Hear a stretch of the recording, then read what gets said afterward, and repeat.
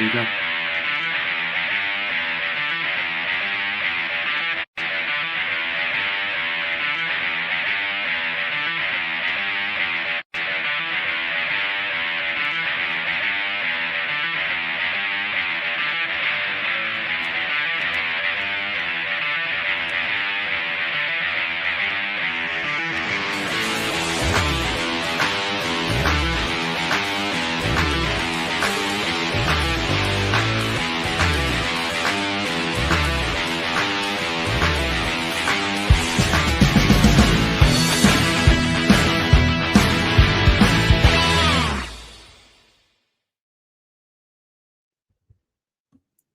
What's up, Bronco Nation? Welcome to a new episode of Bronco Nation Live.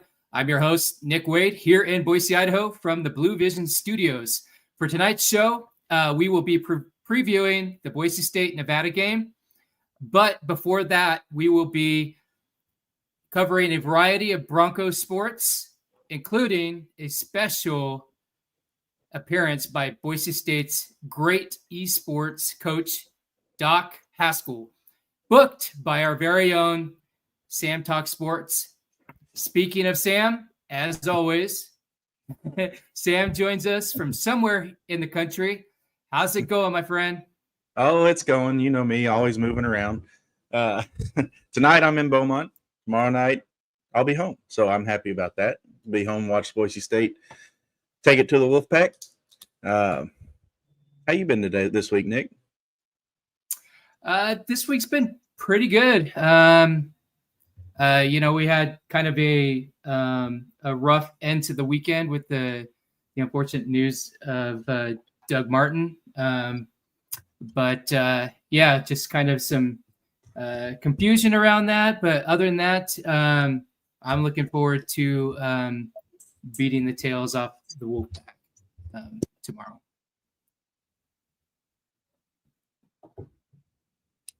You're muted. It was sad seeing that news come across, and kind of shocking. I mean, he would always seem level-headed at Boise State, and I know he had that one little stint where he was suspended for the Adderall use in Tampa, but I never heard anything about him after that. So it's kind of shocking. Boise State legend going down like that. It'd be interesting to see what all transpires from it moving forward. But we've got some sporting news this week. A lot of teams in action, and volleyball is in action tonight, correct? Yeah, the volleyball team, they had an unfortunate outing last Saturday after the game against UNLV. But they've been really doing great this season. They came in tonight's game versus UNLV at home in Bronco Gym with a record of 13-6, 5-3 in the Mountain West. Currently, I'm watching it live here from the Blue Vision Studios. They're up 1-0 to love, but currently down by 1 point to UNLV in the second set. Great news for the women's soccer team. They clinched a berth in the Mountain West Conference Championship Tournament after the season. And they are in Phoenix right now. They should be kicking from the pitch anytime now. But they have a record of 6-3-6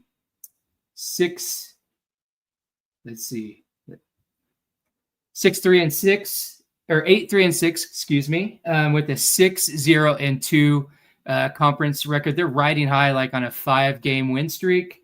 They're taking on Grand Canyon in Phoenix, who is 8-7-1, 3-4-1. And if they win tonight, then they're going to repeat as a Mountain West regular season champs. So hoping that they do that. That'd be quite a feat. That back-to-back, and then hopefully they can ride that momentum into being getting a double strap this year in the tournament. You're still muted. Sorry, I I forgot to raise my laptop up so it wouldn't look like I was always looking down. Uh, Yeah. but them regular season titles are always good, but it always seems like a consolation as if you can't win the tournament. So hopefully they can go get the double bands. Yeah, unfortunately, that's kind of how these things work. You win the regular season championship, but if you want to continue to get into the postseason, sometimes you have to win that tournament after the regular season. And we see that in basketball all the time too, which is starting up here in a couple weeks. Nick, we had the exhibition game last weekend with Boise State and Idaho. Why don't you tell us a little about that? Yeah, always good to see the Broncos beat up on some Vandals, which they did. It was a closer game than I thought it was going to be, but Broncos came up on top in that exhibition game.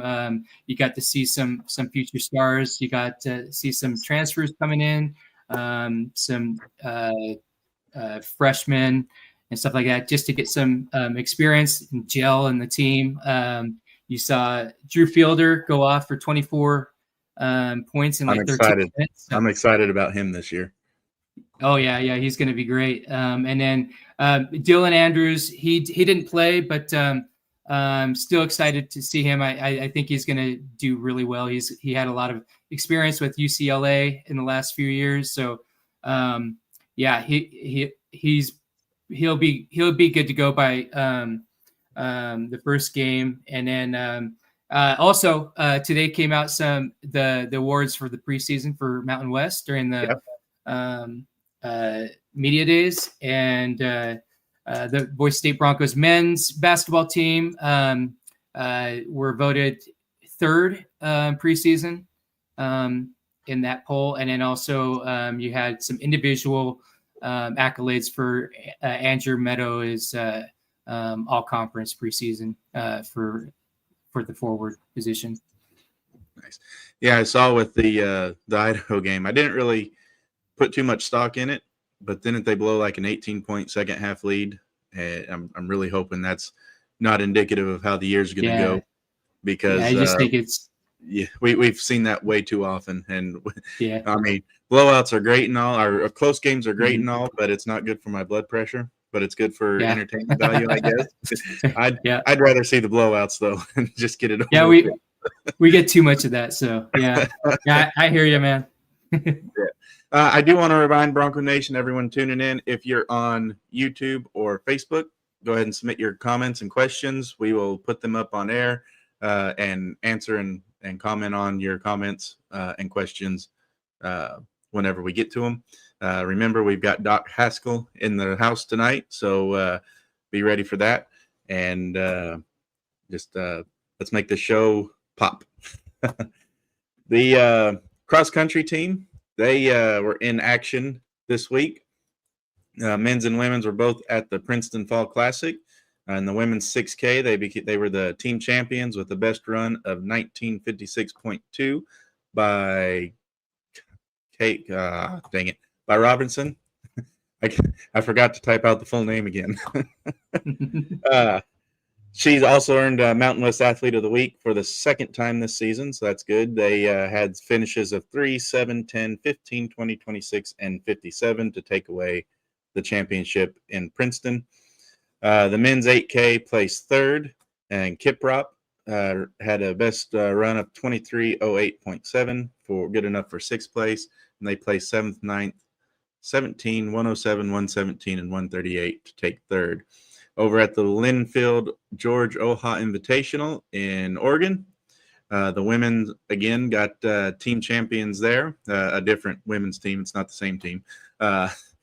Blaine had a run of 20 minutes, 44 seconds, good enough for sixth place. They had places of 6, 9, 12, 17, 23, 24, 36, and 38 on a way to becoming champions. The men's did not have a team there, but they did have some runners in the 800 meter. Kilby had a best run of 24:04.3, good enough for sixth place. And your Mountain West Conference Freshman of the Week, Teeples, Ezra Teeples, he had a 24:11.2, good enough for 10th place. And Lucas had 24:31.7, good enough for 21st. And the cross-country teams are back in action on Halloween, my birthday, so send me gifts. I'm just kidding. You don't have to. Send them to Boise State instead. Mountain West Championships on Halloween in Fresno, California. Women's golf was in action in Hawaii at the Rainbow Wahine Invitational at the ocean course of Hokula in Kauai, Hawaii. I think I said all that right. The team tied for 14th after winning last week. They tied for 14th this week with a score of plus 28. Chung had a finished even at 13th place, tied for 13th. Masueda finished 18th, and Ward finished 43rd. And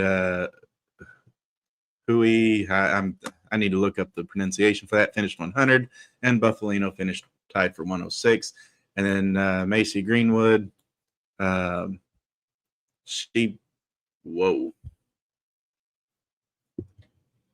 There we go. My camera just died. Macy Greenwood finished tied for 103rd as an individual. Chung earned her 4th top 25 finish and 8th under par round of the season. Matsueda earned her 3rd top 25 finish and 2nd under par round of the season.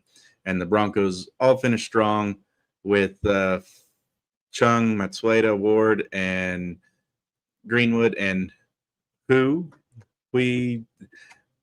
H word, all recording their lowest rounds on the final day.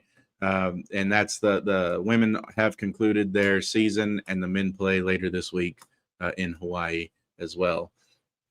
Men's tennis finished up their ITA Mountain Regional Championship in Vegas with there it is. With Baker defeating number 3 Papajic from Denver 6-2, 5-7, 6-3 in the quarterfinals to advance to the semifinals, where he fell to Snatari of UNLV 6-4 to 6-4, but he did bounce back and win the third place game, beating Baden from Utah State 6-3, 6-4. And in the consolation bracket, Kurata defeated Red from BYU in a walkover, which is basically the BYU player didn't play. So it's basically a forfeit. And then went on to beat Amadike from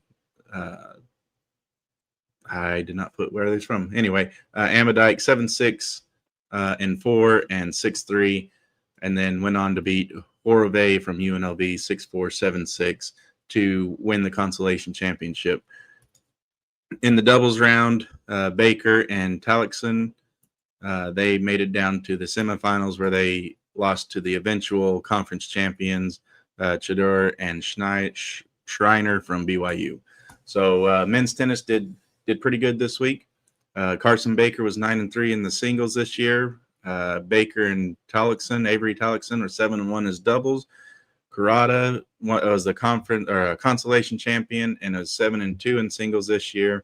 This is the second consecutive season the Broncos had someone in the third place match at the ITAs, and they are back in action down here in Dallas at the SMU Ralston Newfield Coaches Challenge on Halloween through Dia de los Muertos. So if you're in the Dallas area and like tennis, you'll go out and have some good tennis to watch. So that's your week in review. The rugby team did not play this week. They play, I believe, next week. So be on the lookout for that. And yeah, that's your week in review.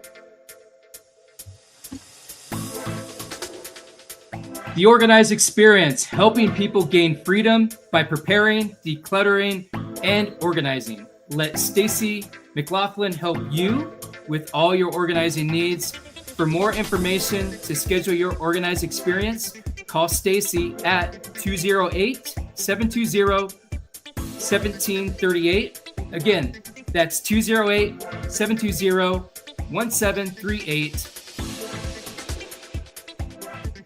Your Organized Experience, decluttering the chaos on your way to making life breathable.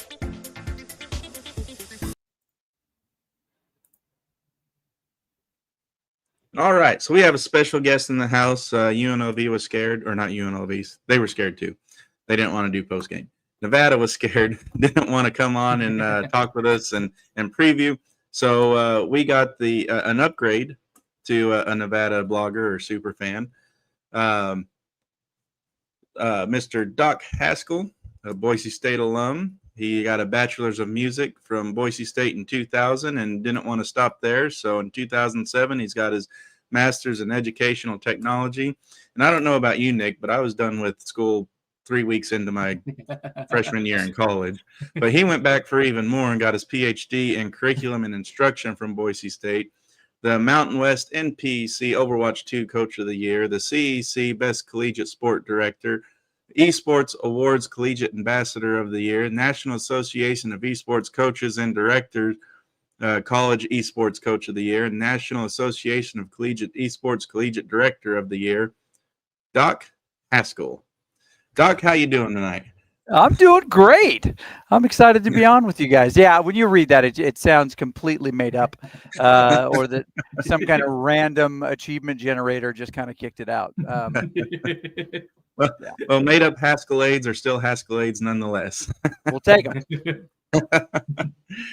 Well, Doc, you want to give the people watching what is esports for the ones that don't know about it? What brought about esports? Because my parents growing up, they always said, "You're never doing anything in school playing video games. Get out and play in nature." So how did esports come around? You bet. Well, we're Broncos, so we're all about what's next. And what's next, according to Cody Gogler, according to Jeremiah Dickey, is esports. We've actually been at this for 8 years. We started on the academic side of the house, been a faculty member. I was, as you can see by the, by the Haskellades, there was. I used to have a respectable job as a professor, but esports, to answer your question, is competitive team video games, specifically against other universities. So while people don't necessarily know all the games that we play, they understand that we played Nevada like we do all of our football opponents the same week. We played them on Monday night in Rocket League and we beat them 3-0. That we play, their other teams, their Smash teams. So we play in the Mountain West Championship. We've been able to secure 13 of those Mountain West Championships in the last 8 years because we play multiple games, right? So the short answer is we play computer games against the other top computer gamers in the country that go to the big universities, and we do pretty well. Yeah. Mountain West champions, what is it, 26 times? Is that right? No, 13 times.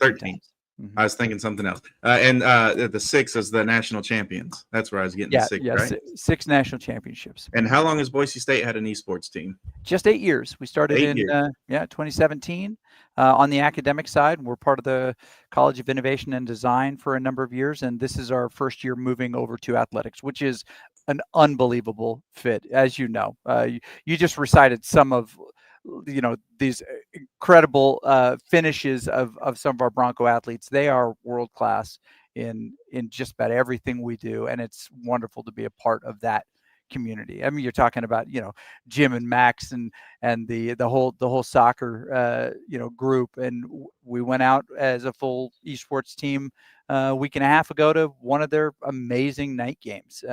So we just love being a part of it. Yeah. I like it when all the other sports come together and support all the other sports. It makes it really a culture at Boise State whenever that happens. We had volleyball in the house last night, and we had a highlighted home game against Kansas. So won. So we love the support. So the Boise State Esports Arena, whenever you guys play, do you actually travel to the other arenas, or is everything done basically online, virtually, and all your games are at the Esports Arena? So the end of the season is almost always in person at a unique location, Las Vegas or Arlington, Texas. We started this year on the road in Syracuse for a tournament, and we'll make the trip down the road in the spring to Utah, who's in our Power Esports Conference League, and we'll make that an away game.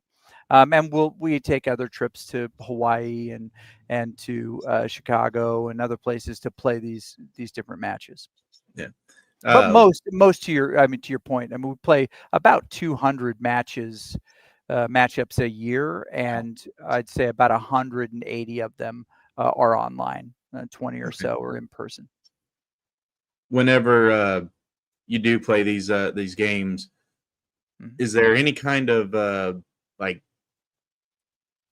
issues with internet stuff, or do you run into, because I used to play Call of Duty all the time, and I put it down because cheating just got rampant and out of there. And I haven't picked up a controller in over a year because, well, I started doing this instead. Yeah, you threw the other one through the wall. I understand. No, yeah.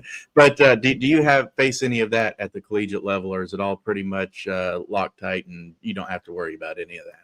We always worry about it, and it's Loctite. Right. We want the best possible everything. It's why we have like amazing partners here on campus. We're 240 yards of dark fiber directly to the mother trunk from our location downtown. Wow. So where fiber comes into, this area, the state of Idaho, we're about as close as you can be without being in City Hall. So we try to make, we never take a fair fight, right? If we can improve our preparedness, we will. What kind of scouting goes into getting prepared for the next team, or is it just one of those deals where you just play your game and run with it? It won't surprise you, and people who don't understand esports will be happy to hear it's like the other games, right? It's like the other sports, just like soccer or like volleyball. We're watching film of our opponents. We're identifying their tendencies. We're looking and mapping plays. There are plays in esports. Just like when you played Call of Duty, all right, there was plays. Some of your teammates were often just hiding in a bush and letting you be the bait, and they'd come in and try to capture the flag and take them out. But that's a play, right? Our playbook's a little bit bigger, but essentially it's the same type of thing. We do 20 hours a week, 24 weeks of contact, and we have film review, and we have practice sessions, and we have competition and team meetings, and all the things you would expect of college athletes. Our field is just different. Yeah, having everything as college athletes would. You're an actual athletic entity. Do you guys have scholarships as well? Or we do. Are you? Yeah, we do. We have about $175,000 annually in scholarship that we have raised ourselves over the last 8 years. We continue to raise our entire operating budget. It doesn't draw against the other sports in the athletic department. We're self-support because there's a unique thing about what we do that is harder for some of the others. But we are essentially our own TV studio. I'm in our arena studio right now. Because the lighting is amazing in here, right? But we do a lot of broadcasting. We sell broadcasting space. We podcast in here, and rent out space for others to do the same thing. And so it's been really helpful for us to be able to build our own scholarships by raising the money that we need to. But yeah, we scholarship about 20 student athletes from all over the country, the world, to come and be Broncos and play for Boise State. Another full sport question would be recruiting. How do you recruit your team members to come in, or is it just one of those, hey, this 6-time national championship school I want to go play for, and the recruiting basically does itself? Well, there's a little bit of that. I'm interested to hear what Nick's guess is. How do you think we recruit, Nick? I would say that everything starts with that little blue thing, in the center of campus. That brings a ton of attention, right? But I will say that I was going to say that now that you're part of the the athletics family, that was a no-brainer for them to bring you on, because I believe that that as a whole, the university is going to really benefit by doing that with your program. So that's what I would say is it just adds to the global brand. And I'm sure that you do a lot of research, just like any of the other programs. And you want to pick the high character people. You want to skills to match that, and then also team, right? Yeah. We're one team.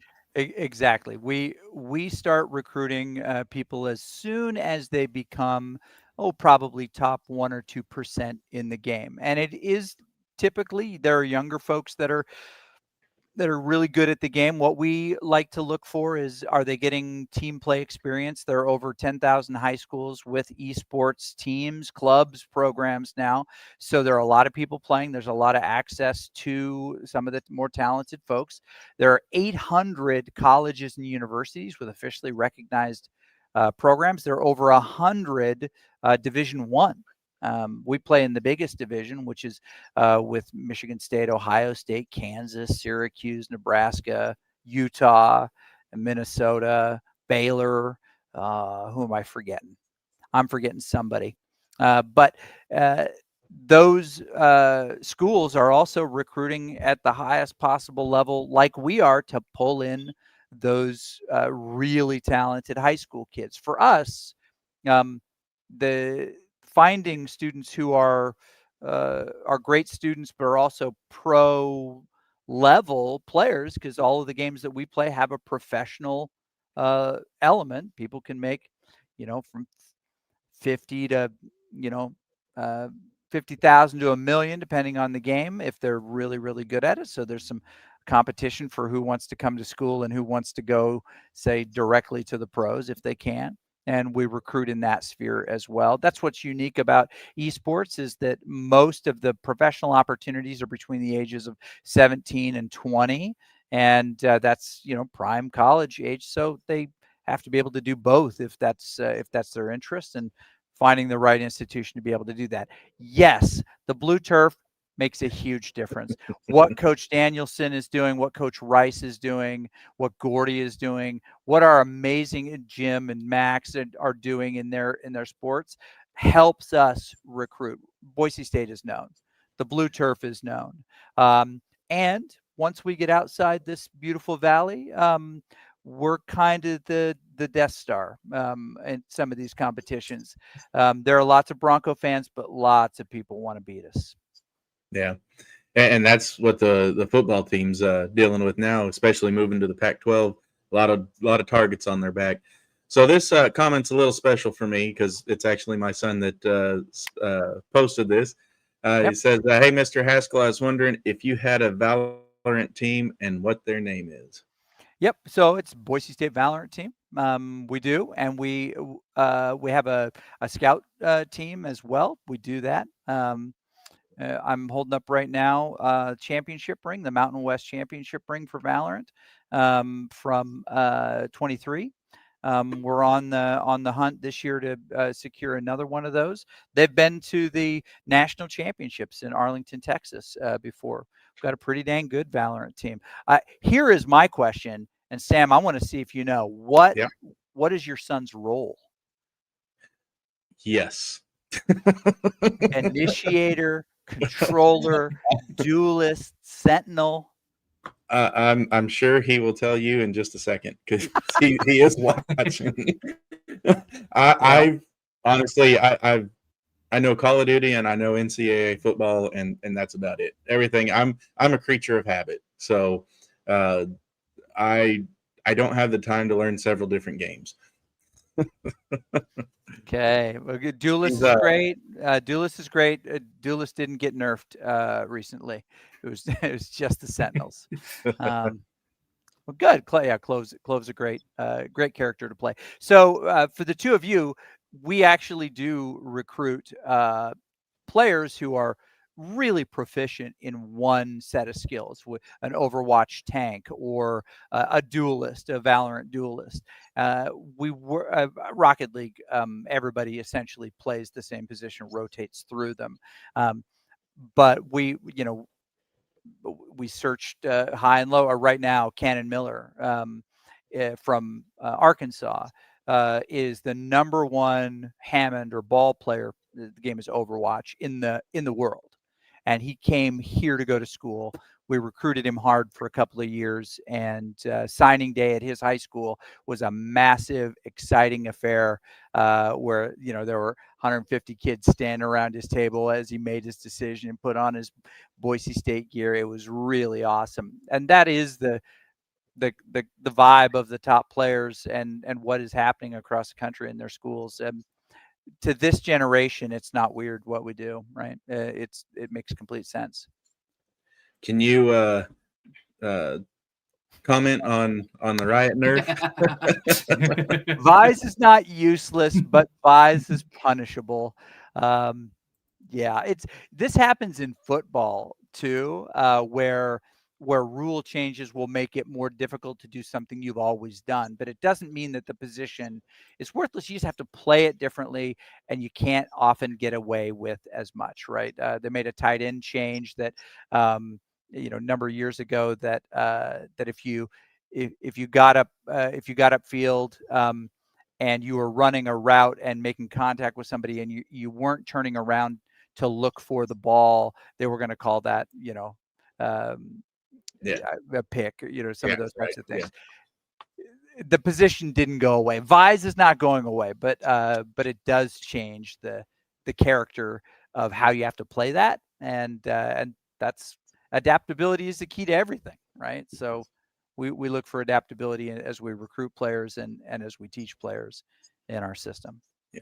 And he asked a little earlier about what all teams is offered through the esports program. We support 4 varsity titles. These are the big 4 in collegiate esports, right? They are Valorant, Overwatch, Rocket League, and Smash. We just finished up a Smash match. I don't know if it's still on the screen behind me, the LED behind me.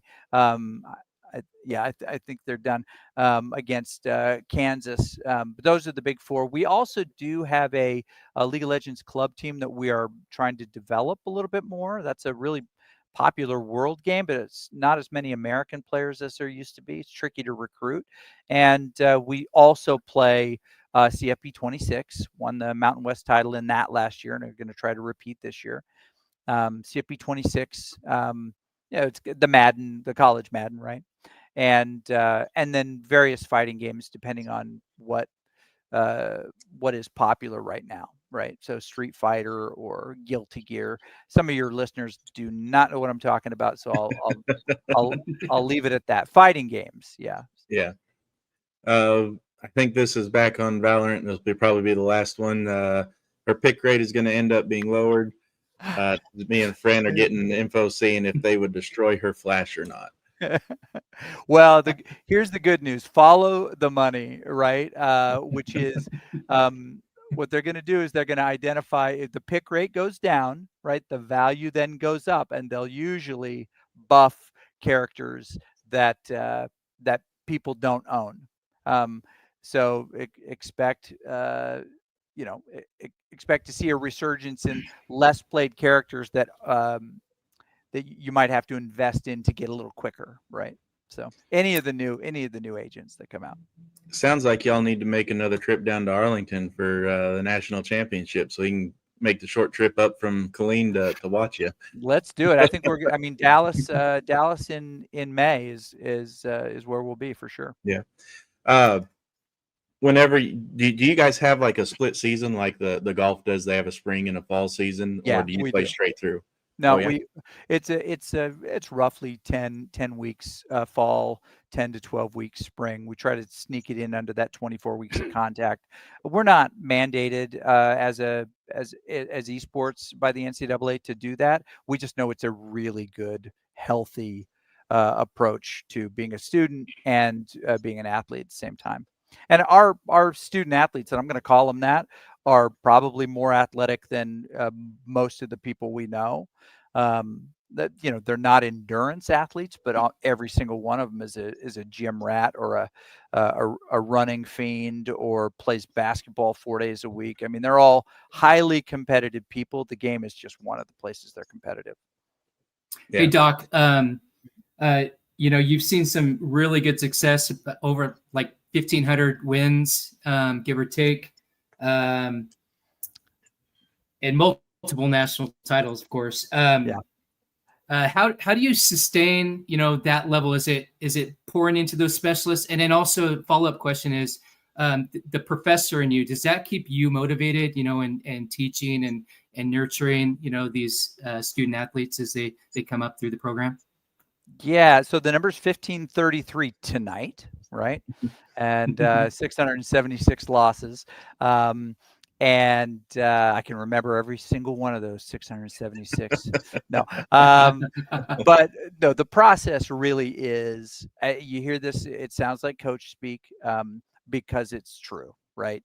And so the process of preparing for the opponent is the most important thing. Wins and losses are part of that product, but that's not why we do it. It's that this process of learning and preparing, it's not easy. If it were easy, anybody could do it. But it's that climb that we do together, all the things we have to learn and adapt to be able to be successful as a team. It's not just about the talent that you have assembled. It's what you do together. It's, how can we be as prepared as we can? How can we improve in this practice, even though we're going to get our butts kicked against this team in this practice, or improve in this game, even though we're probably going to win this game, and we wouldn't normally need to focus on it as much. We have to do the fundamental things well every time to be successful. That is the real excitement in coaching anything. We could be agnostic about the sport or game. And that's what fulfills me. I do, to the subtext of your question, Nick, I do miss the old days of being a professor and working a different kind of 24/7, 24 hours a week, 7 months a year. We now work in esports. We work 7 half days, just the 12 hours, right? And we use the other 12 hours to do things like, go home and sleep. Yeah. Maybe grab a bite to eat here and there. Sometimes. Yeah. So if you have like a word or two to describe your program, what would it be? Ooh, a word or two. That's a tricky one. Because you got the football team, it's built different, stuff like that. Okay. What would characterize your program? For us, we focus heavily. I'll give you 3 words: above the line. Now, do I get to explain them? Yes. Yeah. Go ahead. We recognize that the only way to be successful is to develop elite people. Right? It's the only way to be successful if everybody else is trying to do what you're doing. So what it takes to truly be elite is to divide, the things that we do into 2 sides, those that are above the line and those that are below. Successful people and victors are people who take ownership, who are accountable, and who are responsible to one another. And people who are often victims below the line blame, they complain, they defend or deflect when things aren't going their way. Oh, we can't do it because we don't have enough money, we don't have enough talent, or this person's sick, we would have won otherwise. We can't live like that. So everything that we do in this building is built around, it's a Tim Kite, coaching philosophy, but being above the line, always having a way that we can respond positively to all of the cruddy stuff that hits us, right? A poor round where a team just plays really well and we fall behind, right? What do we do then? And that is the most enjoyable part of coaching anything, is seeing what happens when the culture takes over, right? When we do the things that we need to. Some of the happiest games that we've ever been in, we did not win, but we handled it the right way. We learned from it. We got better. And that eventually led to something pretty positive. So, yeah, that's awesome. what I'd say. Yeah, awesome you asked answer, a simple question, and I gave you a no. You answered like my 3 follow-ups, so that's perfect. Okay, good. We're crossing them off the list. Yeah. So what's next for the program? Like, you're part of the athletics. So what's next in the next 1 to 2 years? More national titles, global competition, new games, academic partnerships. What's next?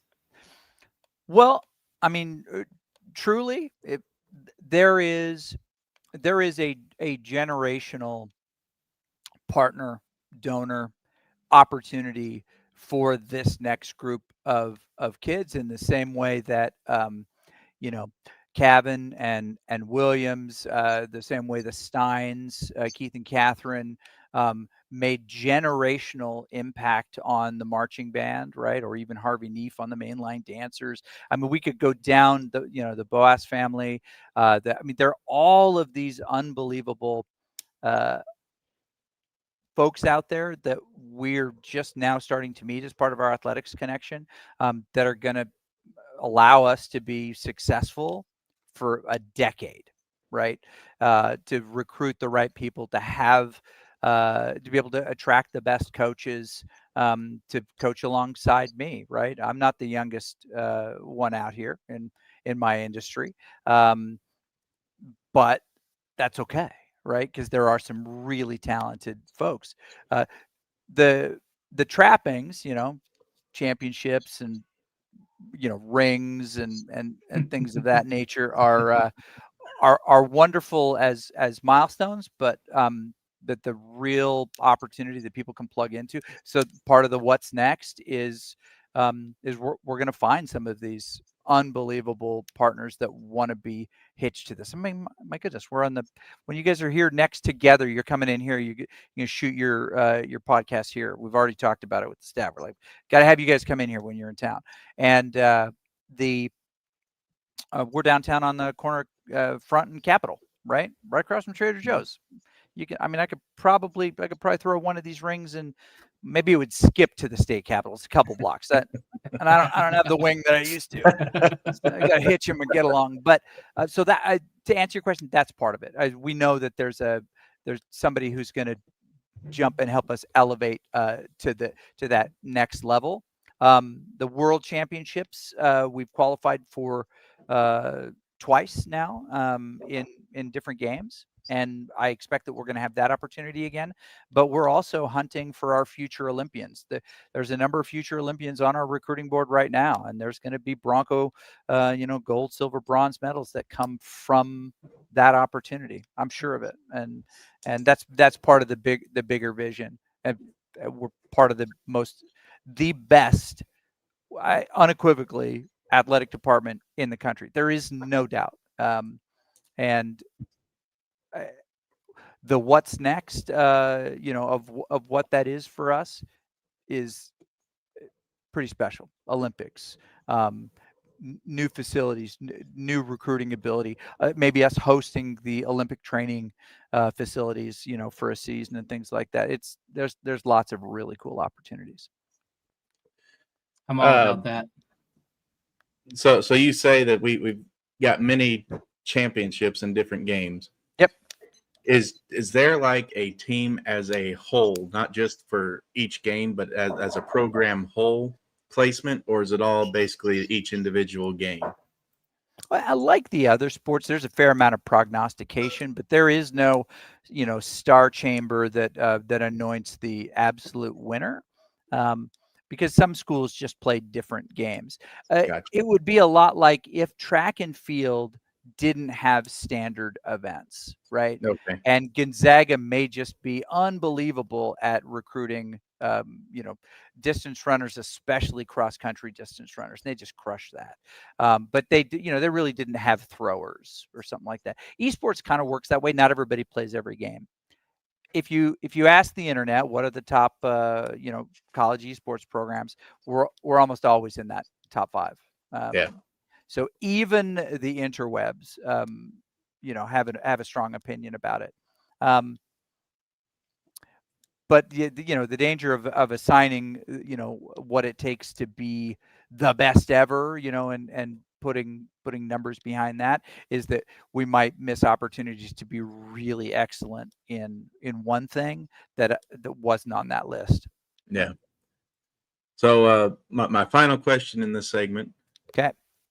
Is there any plans in the future to roll the eSports stage out in one of the end zones or something and play on the Jumbotron, the big screen at a halftime kind of an exhibition match kind of deal? Here's what I'll say. In the fall of last year at the Mountain West Championships, we played the Mountain West CFB Championship, college football, 25 at the time. Our player Matthew Wallace played against the San Jose State player. They were the top two. Matthew won. It was awesome. We played it out in front of the stadium. There's an amazing documentary from our season last year that's available on YouTube. And that's one of the episodes basically talking about that. He got his award on the field, right? Gloria Navarez gave it to him. It was amazing.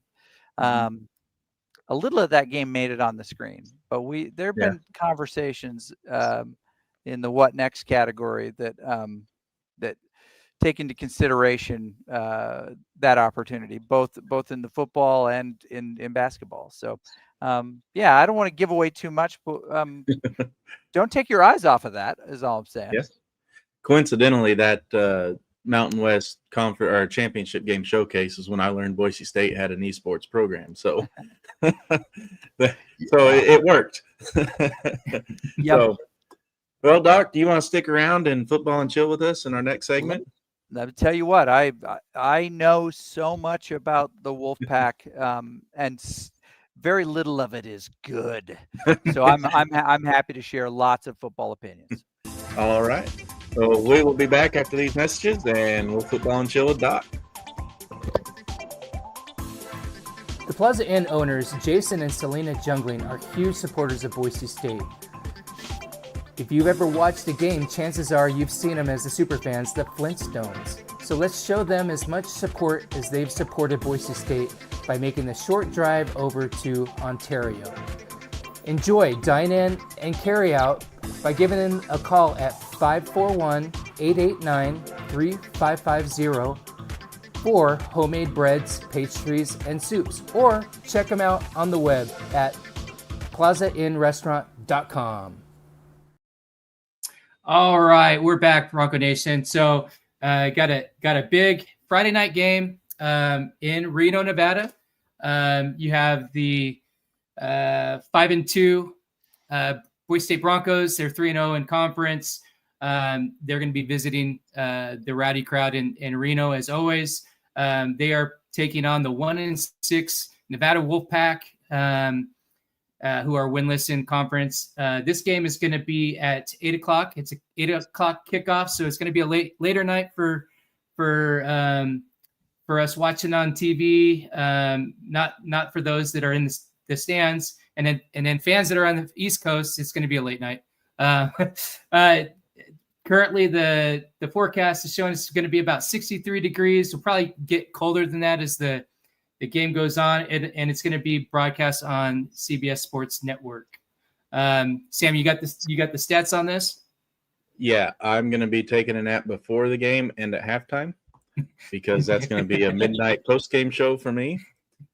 So, that's my stats. I'm just kidding. This game opens at a 21.5 with a 52.5 over/under. Boise State is the favorite. The ESPN matchup predictor gives us winning 94.1% of the time. Players to watch: Matson has 136 of 223, 1,823 yards, 15 touchdowns, and 6 interceptions, but 4 of those came against Notre Dame and that kind of fluke of a game kind of deal. So his interception rate's up there, but it's not horrible whenever you break it down by game. Dylan Riley is our leading running back, coming off 201 yards last week, career high for him. 86 carries, 695 yards, and 6 touchdowns.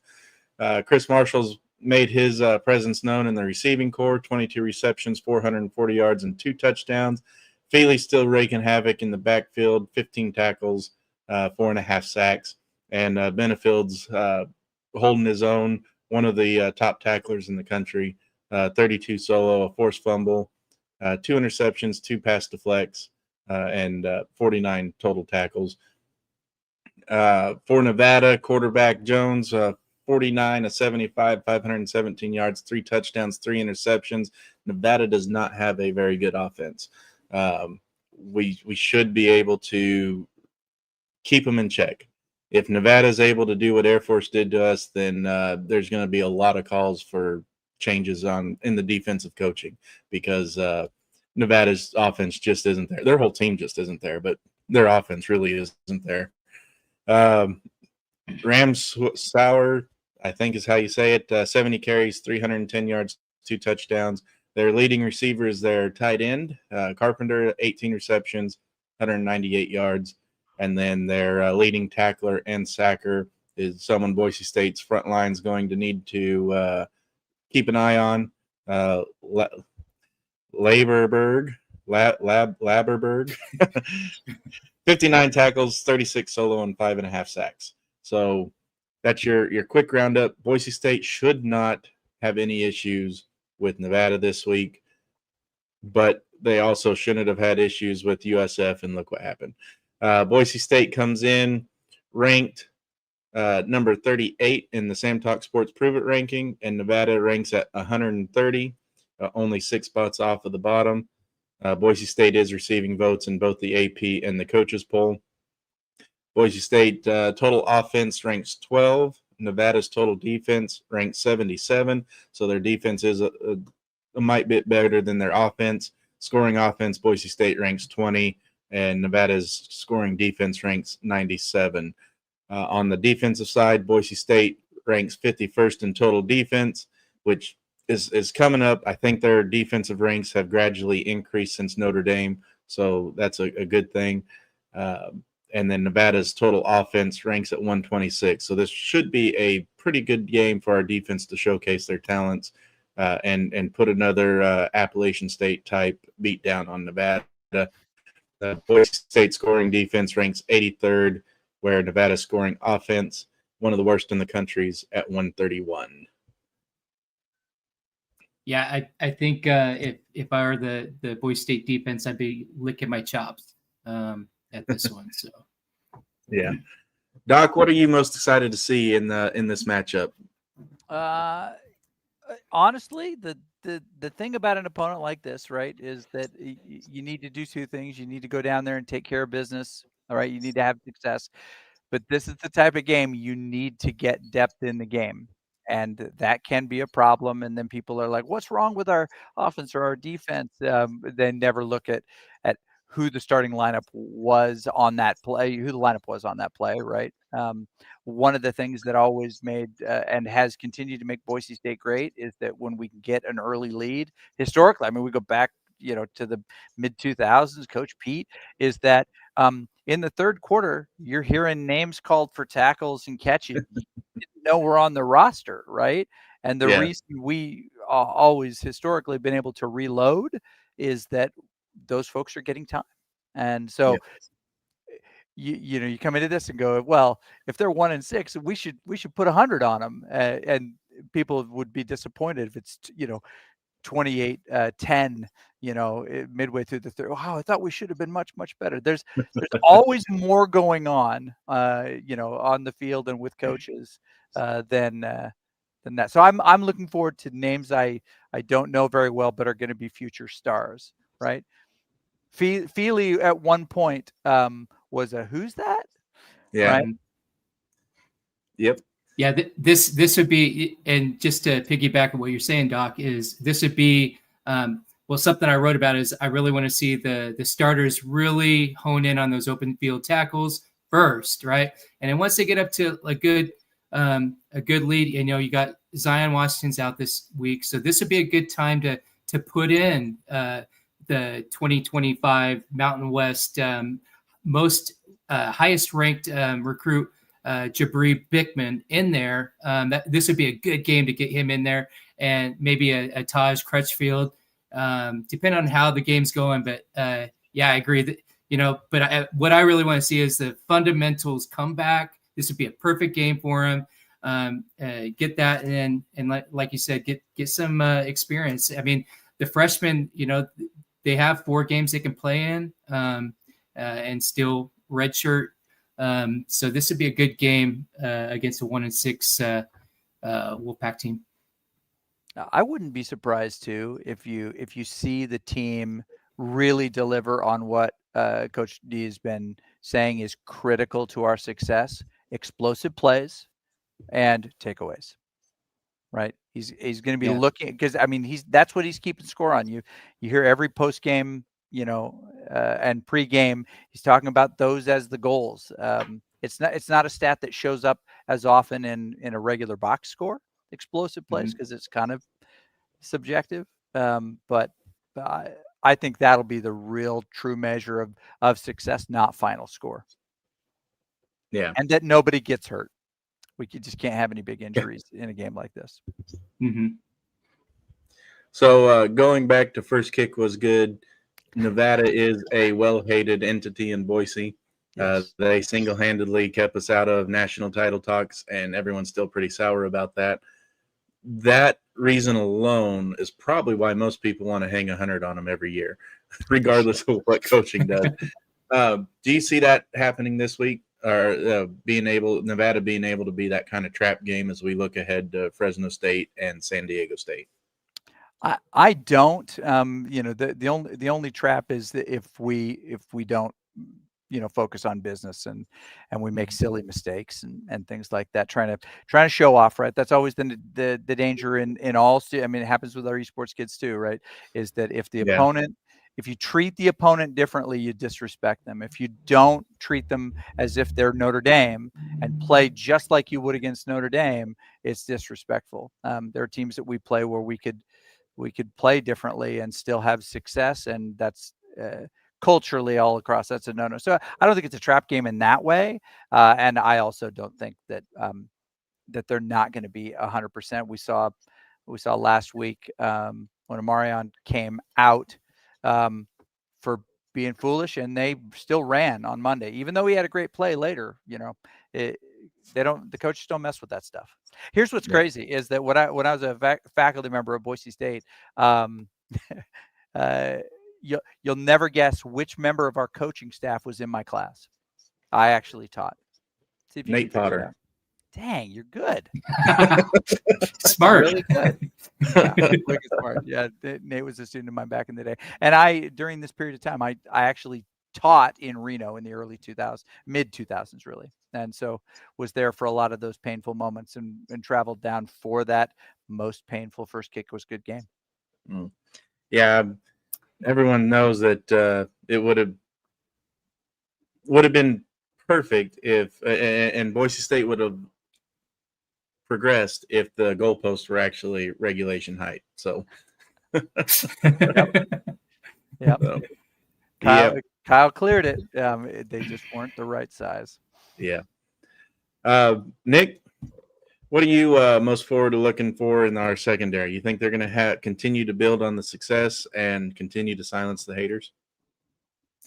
Yeah, we've been talking about this week after week. We've seen vastly improvement, right? Not play. They're starting to play the ball, and I mean, you're seeing that the picks are going up, and yeah, so they're vastly improving. I wrote in the article, the preview on our website, what I want to see from the defense is, those fundamental open field tackles, something that Bronco Nation is, they've been, constructive criticizing the team about. So really like to see the defense step it up and give Bronco Nation what, give them a reason to praise them.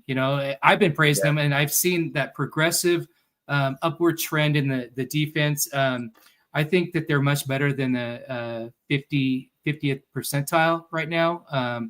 I think just personally from what I've seen, even in the Notre Dame game, I thought the defense was pretty good. It was just the turnover battle we lost, and they were playing with the short field the whole game. So I would like to see just those fundamentals, and then it would be great to see. The main thing for me for this game is I'm not really concerned about the defense. The main thing I'm concerned of is Bronco Nation in the stands, because I've been a fan over there. I've had many a beer spilt on me, and so my concern is for the fans, and I just hope that Boise State gets up early so that their fans are mass exiting, and then it's just a happy reunion of Bronco Nation there in Reno. Yeah, I've never actually been to Reno, but I've heard my dad and grandpa used to go travel. That was the one away game they'd always go to, and I've heard the stories that my grandpa actually stopped going down there because of the fans, and that used to be there. They'd go down the day before and golf, and then go to the game, and then golf the day after, and then come home. So they stopped doing that. So. But Doc Madsen, he's 1,800 yards, 15 interceptions, and 15 touchdowns and 6 interceptions. He's really not playing bad, yet he's getting all this kind of hate and the death threats, which are never okay. What are your words to Madsen moving forward? Oh, you know what? He's got everything going right for him right now. He knows not to focus on the negative, right? Obviously, you got to take care of health and security and just manage those things. The greatest pressure comes on those for whom much opportunity is given. And JD says it all the time. Pressure is a privilege. He's a guy who rises to the top. He's not frightened by that pressure. He knows that it's a privilege and that it's special, right? It's important. And he's got his security taken care of, and they're watching after him. But that's always been true of the top players. And if one thing he can take from it is, okay, I must be doing a lot right if there are people who are willing to do that much wrong. Right. Dylan Riley, 695 yards coming off that his guy. So good. Coming off his first 200-yard game. Many people call him Ashton Jeanty 2.0. With my dad made the mention last week, if he could stiff arm like Jeanty, then he'd be unstoppable. Obviously, judging by your reaction there, you got high praise for him. So would you like to elaborate on, that guy? Yeah, I know, for real. I mean, absolute world-class human. He's another genuine article. As impressed as we all were with Ashton, Dylan Riley, his own person, is the kindest, most thoughtful. Just they absolutely love him. His team absolutely loves him. And you said he got his first 200. I would not be surprised to see back-to-back 200-yard games. I would not. Yeah. I mean, this is the perfect storm for that kind of stat. They won't play to that kind of stat, but if he can get second level on Nevada, he's got the wheels to go all the way. Yeah. Are you concerned at all? And Nick and I have talked about this in the past couple of weeks with the tight end production falling off. It seems like ever since Louder was injured, there really hasn't been a focus on using either Wagner or Louder in the passing game.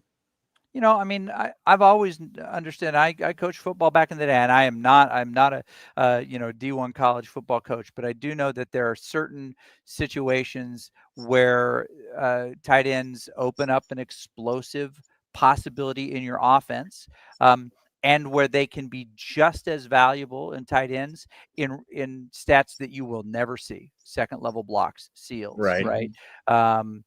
Edge prevention, chips, I mean, just being this booming shadow cutting across the field to make a linebacker or a DB, like, just kind of side eye him just for a second to open something up. They don't have to catch a lot of passes to be impactful. And just because we haven't seen them in the touchdown column doesn't mean that they're not good.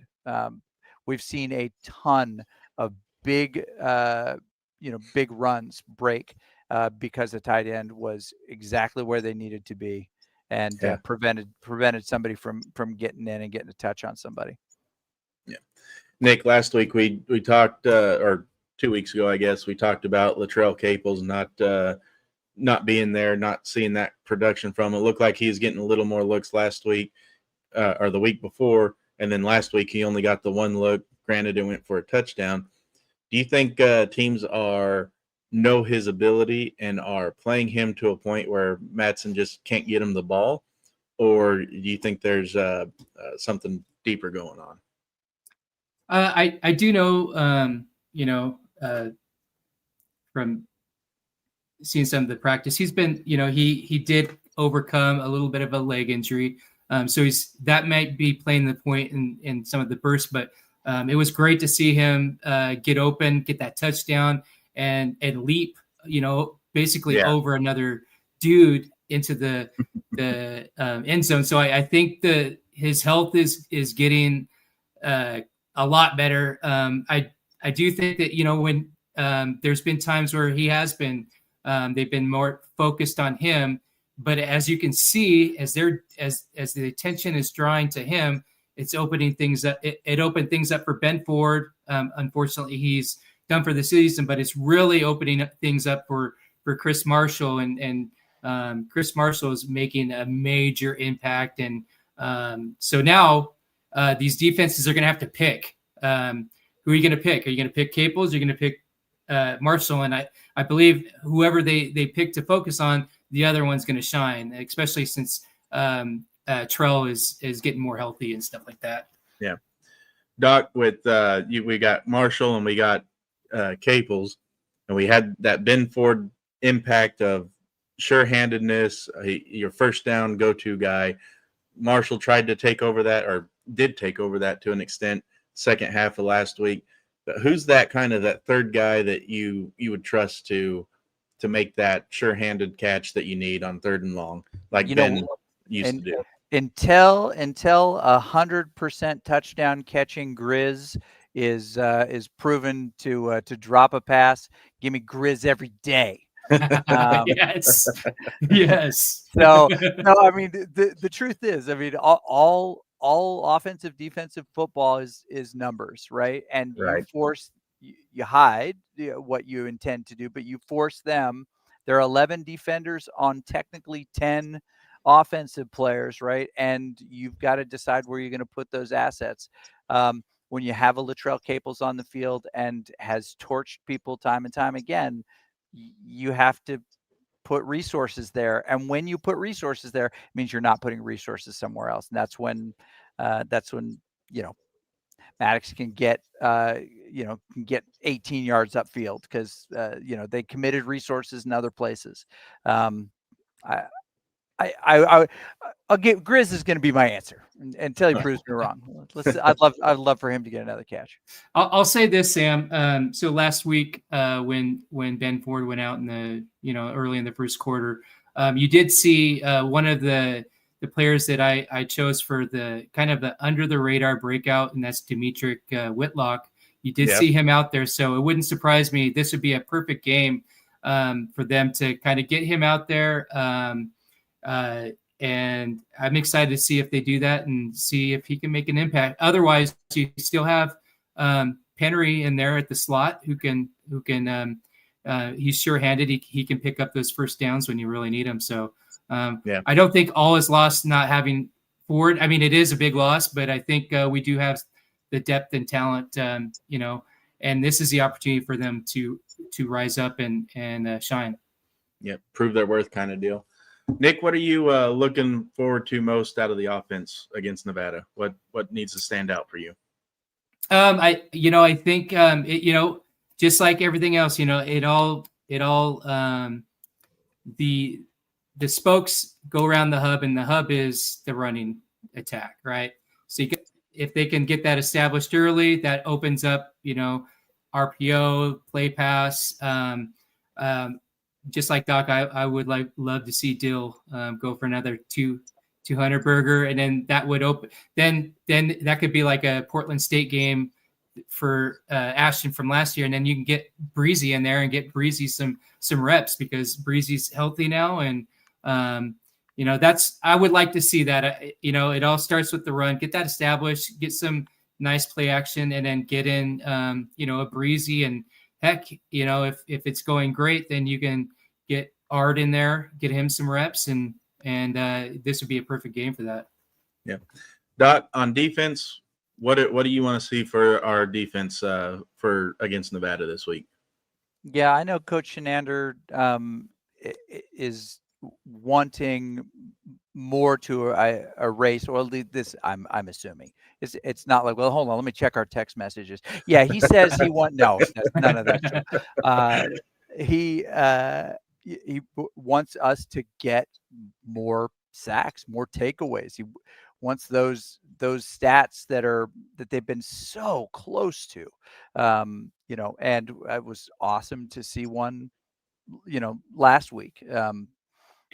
I would love to see them just get more takeaways. Gives them more power, means that they have to be scouted more seriously by every opponent, and the more time you spend, again, it's all about economy of resources. The more time you spend like trying to understand how to beat an edge rush in opponents down the road. This is a wonderful opportunity for us to confuse and to wear down the scouting on our opponents coming up. So the more success, the more like just strong takeaways, batted balls, pressures, knockdowns, and sacks that especially that D-line can get, the more trouble we are for future opponents throughout the year. Yeah. And I've said all season long, our strong suit is jumping out to an early lead so that the defense can really tee off, making opponents get into that passing situation. When the opponents aren't in passing situations and they're able to ground and pound and run the ball, that's whenever we get into them closer than needed games, or like the Notre Dames and the USFs where we just end up losing it altogether. Well, so. And for those who've been in the stadium this year, just this idea of money downs. I mean, they put a premium on third down and how important it is, and it's made a huge difference. I don't know what the stat is, but our third down success is, it feels much higher than it has been in previous years, and I know that that's because of the importance they put on it. I mean, the players, they're all, I mean, it's cultural. They're all just, money down, third down, money down. It's fun to see. Yep. Well, Nick, do you have any final thoughts before we move on? Yeah, I think, I just have this vision of me being this young boy in the north end zone, watching Boise State just totally dominate, Nevada and ripping and hoisting the conference championship in front of them. And so I think this is going to be, I believe this is going to be a big win. I'm thinking, and I'm tunneling back to when I was a kid, and I just remember a 63-10 win, and that's what I'm hoping for on tomorrow. And Doc, any final thoughts for you? Yeah, this is a great rivalry, and it's going to be a while, right? They're not talking about it, but I think a few of us will be happy to put this relationship in the rearview mirror for a while and maybe return to it later, and with some nostalgia, but it'll be good. We've loved playing the Wolfpack in esports over the last 8 years, right? We have a great relationship with them and their director, but there is no love lost. They want to beat us so bad, and we take great pride in beating them. Yeah, my last time I was on the blue, it's been a while. I just realized that when I looked up the year just now, was 2001 when Boise State beat Nevada 49-7. That was the last game I attended on the blue. So I definitely need to get back up there. Yep, it's time.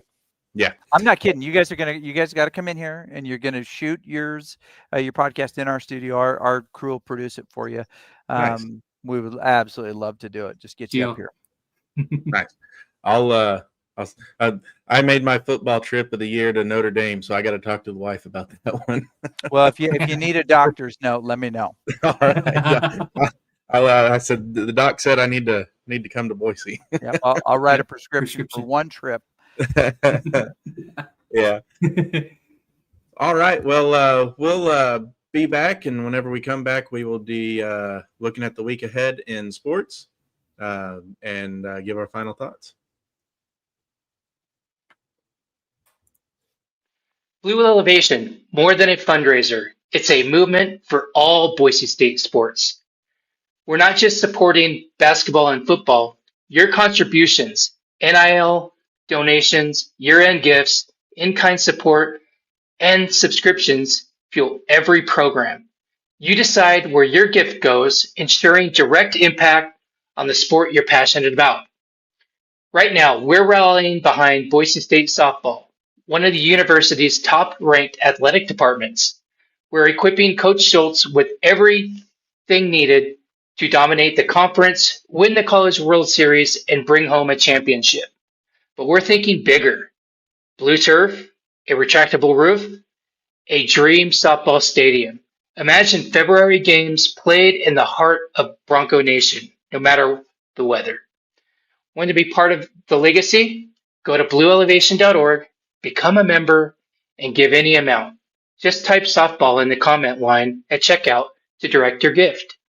Together, we build champions. Go Broncos. All right. We want to give a big thanks to Doc for joining us. And that was a great conversation, wasn't it, Sam? Yes, it was. I thoroughly enjoyed that. Being able to talk to a Boise State legend, alumni, with all his academic accolades, and then all of the sporting accolades for the esports team, and just let's take a look at him again. A bachelor's of music, a master's in educational technology, a PhD in curriculum and instruction, 2025 Mountain West and PEC Overwatch 2 Coach of the Year, 2022 CECC Best College Esports Director, 2021 Esports Awards Collegiate Ambassador of the Year, 2020 National Association of Esports Coaches and Directors Collegiate Esports Coach of the Year, and the 2020 National Association of Collegiate Esports Collegiate Director of the Year. So, I mean, Boise State made it. It's probably the best hire since Chris Peterson. So, really moving Boise State into that premier esports slot, and really enjoyed the conversation we had with him today.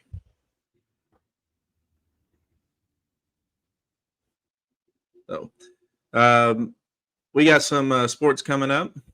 The esports, they're finishing up with Kansas and Nevada this week, and then the women's volleyball there tonight. Has that game concluded yet, Nick? Versus UNLV? No, Boise State is up 2-1. Currently, UNLV is up a couple points in the fourth set. So, love to see the Broncos come back on that and wrap it up in 4 sets. And then the women are down in Arizona playing Grand Canyon. Is that one kicked off yet? Yep, it's they're in the 10th minute. Already up on Grand Canyon 1-0. You had a goal from the rock star Kenzie McMillan. So 1-0, 10th minute. She's been killing it with assists too. So nice to see her finally get off the assist board and into the goal board. And the awesome thing about her is she's been doing a program for special needs children. And so she gets donations for every goal and every assist. And so since she, even though she hasn't been scoring goals, she's been racking up those assists and helping out those kids, man. Nice. The women's beach volleyball, they are at the Surf City Collegiate Challenge in Huntington Beach, California, tomorrow and Saturday. The football, obviously, Friday night showdown against Nevada. If you didn't know that, where have you been? That's all we've been talking about the last hour. On the 25th, you got women's volleyball are back in action against San Diego State. And I believe that ends their homestand after San Diego State. That's at noon on Saturday. So there's not a football game. So Bronco Nation head out and look at that. The men's rugby is ranked number 6. They're 3-1, and they play Washington State also on Saturday. That one is in Pullman. So if you're not doing anything and want to make that drive, go for it. Men's golf is at the Ka'anapali Classic in Hawaii, in Maui. So that is the 26th through the 29th.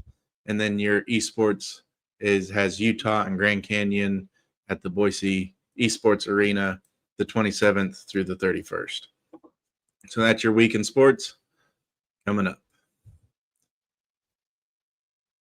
Nick, what are your final thoughts on this week for the Boise State sports as a whole, not just the football program?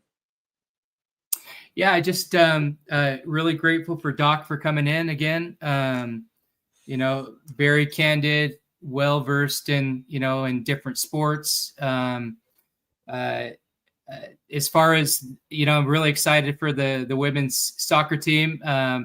In the beginning of the season, it seemed like they were just trying to figure things out. They had a bunch of brand new players, and it looks like as the season progressed, they gelled, and as you can see, they clinched, and with their one win away from going back to back regular season champs. So very excited about that. The volleyball team, I would love to see them go on a roll like they did earlier in the season. This is the time to do it, especially since they're running out of home games.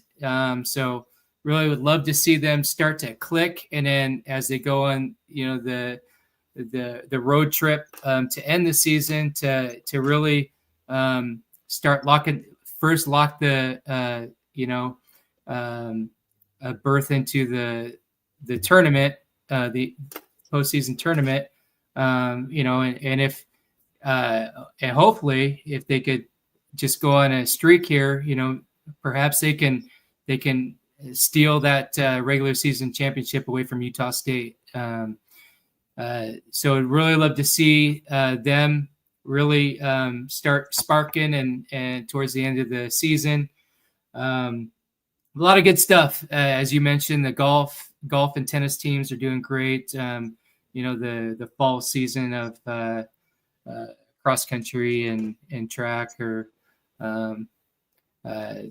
doing phenomenal too. So a lot of good things going on with Boise State, and that's what we're all about. We're all about as a fan base, as a nonprofit and a group here. Bronco Nation Updates and Blue Elevation is we want to see those programs continue to elevate into elite and legendary status and stack those championships. And it all starts with fans like us, right? Right. So just like the teams that we get to enjoy, that entertainment that we're getting, we need to be invested, and that starts with elevating our fandom to championship caliber. Not only in person at these games, but also if we can, with our pockets and help out the programs that way. And anything and everything counts, as we crowdsource and help our beloved Boise State University out. Yep. Now we have some message boards. There we go. Set up for Broncos in the NFL. Nick, why don't you give us a quick rundown and let people know how they can get on the message boards? Yeah, our message boards are doing really great. We're over 6,000 registered members. It's completely free for anyone to create a login at bronconationupdates.com. On the top there, you can click the register button. In fact, I'd encourage everybody to go there. We've revamped the website so you can find Serving Bronco Nation and Blue Elevation all in one stop. So, so we encourage you, create an account that gives you access to post, make your own posts, your own topics. And then, it's just a great time, and it's all free. If you're a Bronco fan, you're a VIP to us. There's no paywalls. There never will be any. We simply want to create an atmosphere and an environment to where we on on these platforms, and then revenue share with the school, and that's how it works, man. So go to YouTube and subscribe, and go to BroncoNationUpdates.com and look around, read the articles.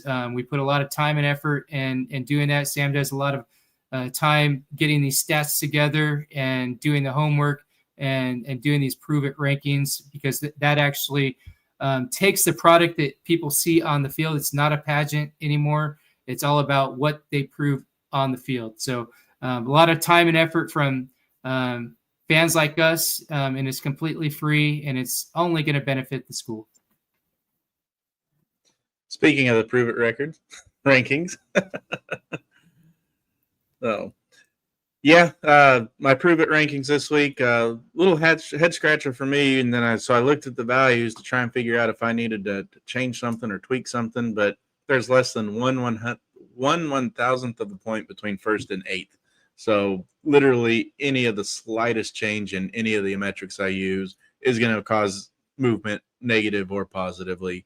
So I'm just going to keep my formula how it is and see what we look like at the end of the season. But right now I got Indiana on 1, Oregon back at number 2, Ohio State drops to 3, Alabama jumps 3 spots to number 4, and Texas Tech only drops 2 spots to number 5. That and Ohio State were my 2 head scratchers coming into this. So, like I said, it's a prove it.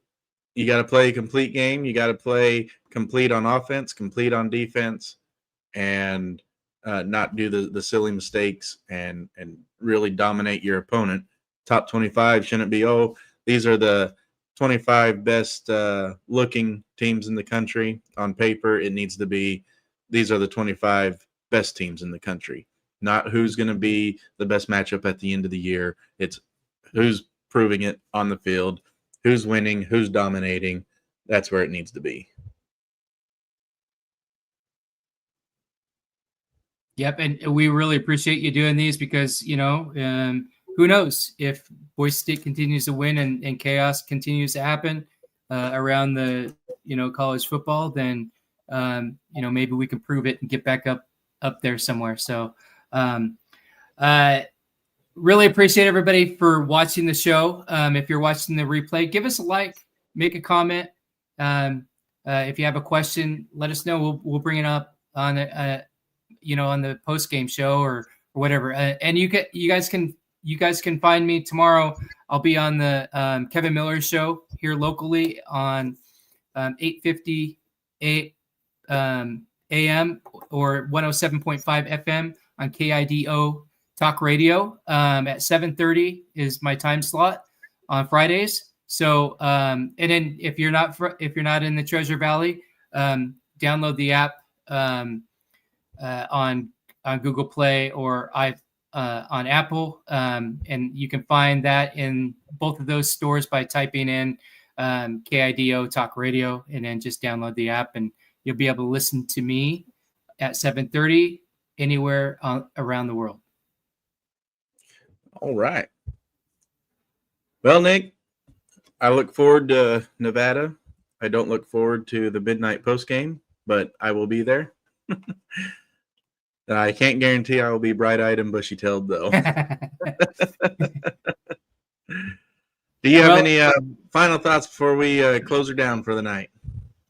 No, I just thank you, Bronco Nation, for you that are taking that big risk and going down to Reno. And I just pray for your safety around those fans, and just make it a home game. Be as loud as you can, and then after the game, come right back to our YouTube channel at Bronco Nation Updates and join us for the post game show. And I'll make sure that Sam's bushy-eyed and bushy-tailed and bright-eyed.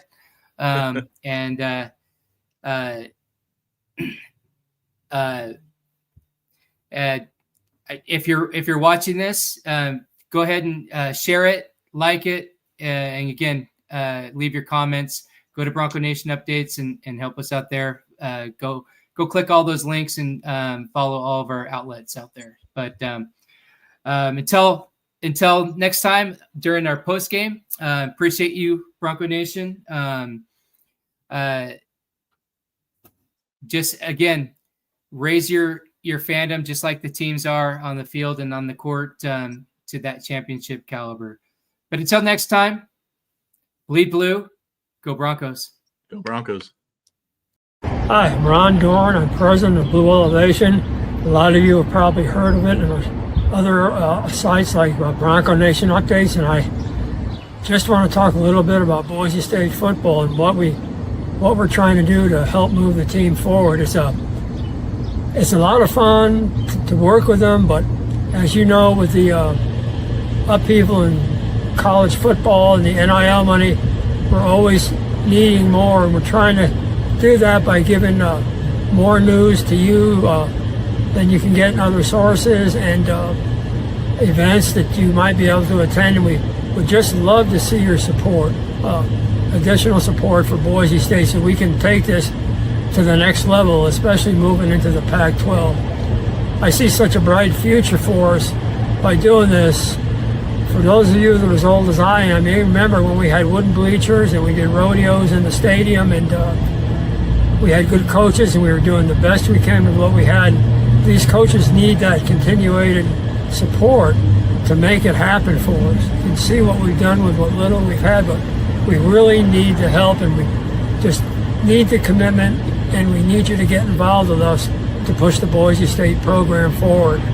Again, especially going to the Pac-12, and especially the futures out there, and what the basketball team is doing, the women's softball team is doing, and some other sports that I follow. We just want to keep you involved and focused and helping us out any way that you can do that to support our university.